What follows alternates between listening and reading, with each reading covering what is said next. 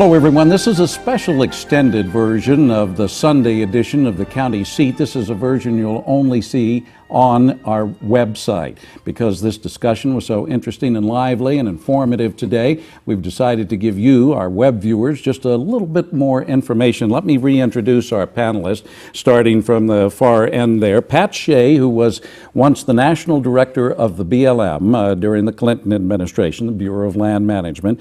In the middle is Randy Parker, who is the CEO of the Utah Farm Bureau and represents farm and ranch interests in Utah. And next to me is John Harja, who is the governor's special public lands director. You set the policy for the governor, or advise the governor on He sets the policy. I realize that as I said it. You advise. The issue, as we've been discussing it, has been not so much the ownership of lands in Utah. The federal government owns about 2/3 of the land in Utah, but that includes military reservations, national parks, Indian reservations, BLM land, national forest land, and some other areas. State government owns some in Utah too, and there's about 21% that could be in private hands. Now, the issue has actually been, as we say, not ownership, but maybe management.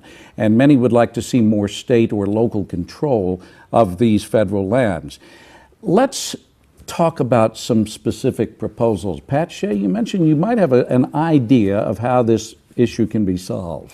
Well, I've been at the table many different times and listened to different people, Governor Rampton, Governor Matheson, Governor Bangerter, and Governor Leavitt, for that matter, discuss a way that this crazy mosaic, which was built around the railroads got in certain townships based on how many miles of rail they laid. When it came to statehood, the states west of the Mississippi really were divided up supposedly in equal areas and then given certain amounts of federal land to develop to prosper, and school districts were, or the state school board was. What the governors talked about was what was done in Arizona. And that land was divided up into equal jurisdictions: school trust land, state land, and federal land. And those three areas were then managed by the entities that control them. One of the proposals is that the federal lands ought to be along the river banks, because that's where most of the species are that the federal government has a greater interest in than the local interest, quite frankly. And then the other areas, particularly mineral and oil and gas, would probably be split evenly between the state and the state education programs, with some agreement on royalty sharing, so that if there was some productivity, some of the royalties would go back to the federal government.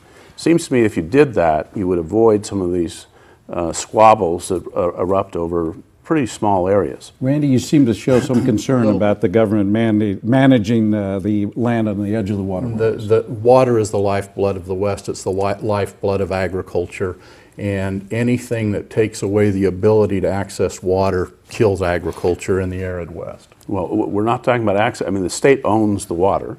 That's under our Constitution. What we're talking about is, and you'd have to negotiate. You could not eliminate access. I don't disagree, but in terms of river flows and things like that, that's still, the state engineer's domain. The feds have not and should not, violate that. John, what about a proposal like this? I think that has a lot of merit. I think the idea that you might expand upon there is, let's find the entity that state or federal government is best suited to manage it. I think oil and gas or anything that's economic, the state might be better able to manage and produce in an efficient manner.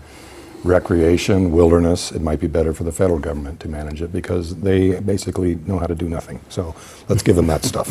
Let's take one specific issue, though. Recently, the state government limited access to certain rivers and streams that might cross public land, or private lands, excuse me.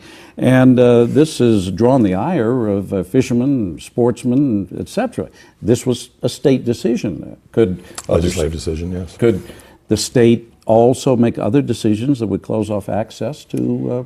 Well, again, that access for fishing was on private land, and it's a dispute between private interests and the access of people to use private lands.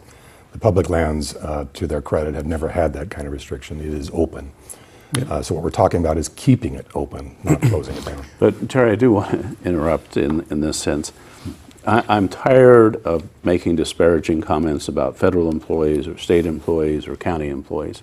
Some of the hardest working people I know are people who work for the government, and they do so oftentimes at their own risk. If you are going to have a wildland firefighter, you're going to have a federal employee because they're trained and they use it more often than not. So I think it would be a service to everybody if we stop talking about people who are worthless, as often is phrased about federal employees, and say there needs to be better coordination. There needs to be better management. Do you agree, Randy? I'm going to switch gears just a little bit, and I'm going to go back and talk about the streams. Those streams that I think that is a good point, though, that Pat makes, because federal employees are human beings like the rest of them. The ones I met seemed concerned about I can jump in there, but that's okay. just a little bit. My jumping in there would go back to 1940s when we were fighting the Second World War under FDR, who expanded government and the federal role in our lifetimes and our parents' lifetimes considerably. He was spending 4% of the national GDP at that time. Today, the federal government is spending 25 to 27% of it. I would argue they may be productive, but we got too many of them. I don't think there's anything wrong. The federal employees are very, very fine people. So are the state employees and the county folks. The question is not the personnel, it's what they're tasked to do. I think the federal government employees are given the wrong tasks.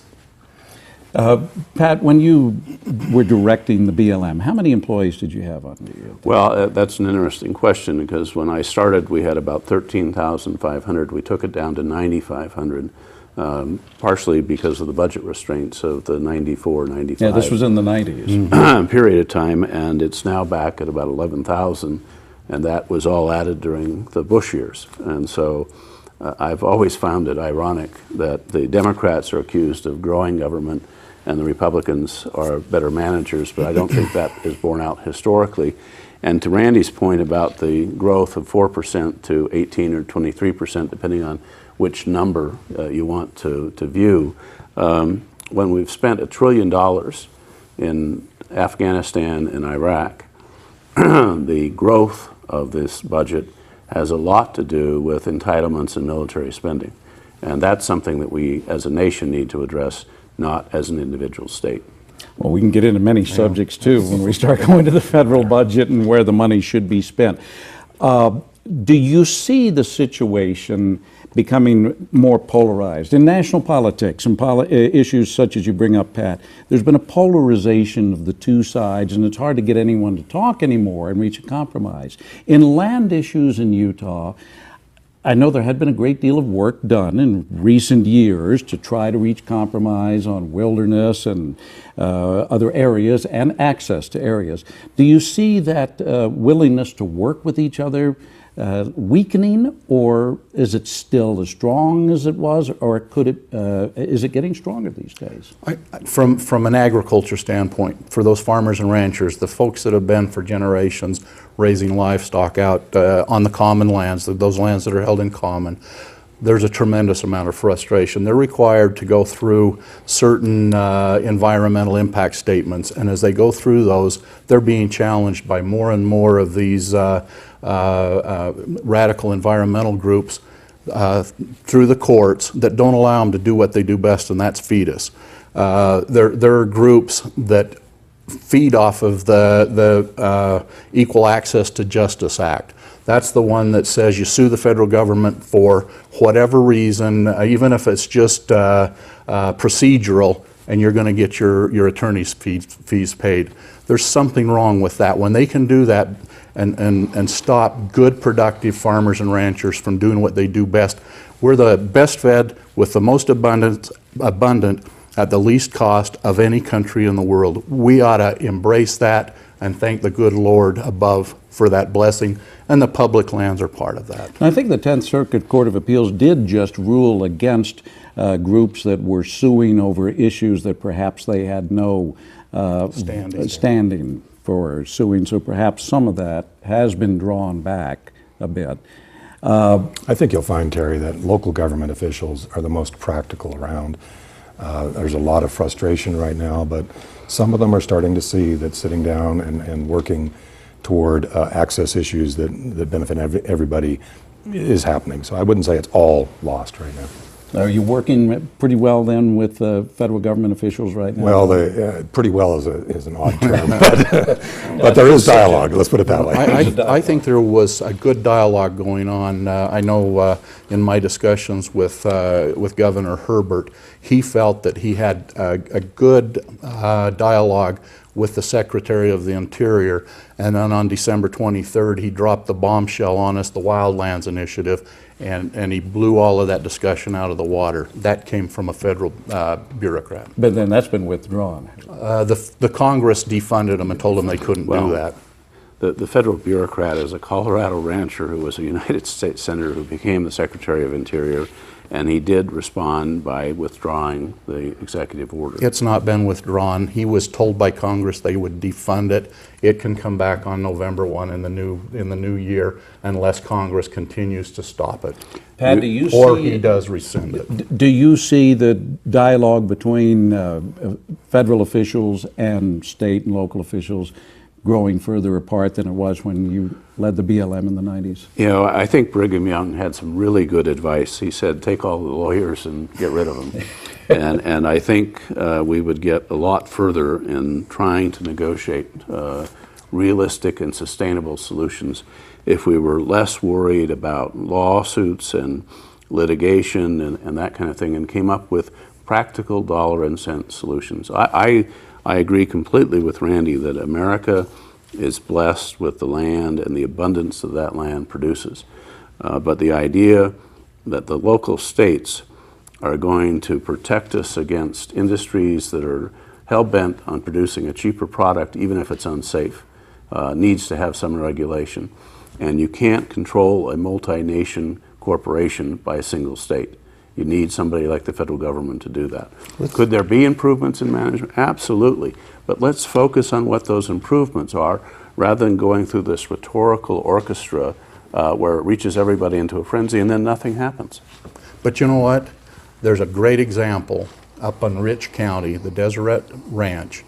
Those people have done it the right way. They've taken and combined the best of the environment, the best of production agriculture, and the best of wildlife, and they've put it all together on 200,000 acres up there, and we could all take a lesson from that, Pat. Sounds like it's something we all would You want to like. go up there and look at it. It's wonderful. Well, no, Randy and I went and visited, and it's an incredible site, but it has an integrated management approach where sustainability is as important as next quarter's profits.